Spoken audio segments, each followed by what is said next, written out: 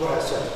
Moi, à partir d'un moment où j'estime qu'il y a une injustice, j'ai été consulter un avocat. Dans cette salle d'audience, un faux procès est en cours. Le dossier concerne un citoyen qui accuse un bailleur de discrimination au logement. Tous les rôles sont interprétés par des avocats volontaires et tout est rejoué comme dans une véritable affaire judiciaire. Oui, c'est très bien, très intéressant. Comme je suis étudiante en droit, ça m'a beaucoup parlé de faire que tu vas faire le même métier. D'autres activités telles que des tables rondes, des ateliers de médiation ou encore des visites guidées étaient organisées.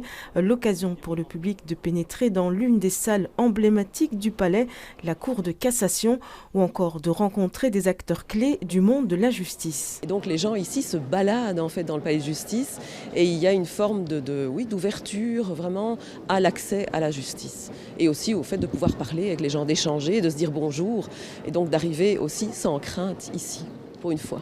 Ces découvertes du palais de justice a attiré de nombreux citoyens comme Eléa, venue en compagnie de ses parents. Donc ici, c'est vraiment l'opportunité en fait, de pouvoir le découvrir et pouvoir aussi poser des questions qu'on a concernant la justice, comment ça fonctionne en Belgique. Parfois, ça peut être un peu fastidieux de comprendre un peu tout ça.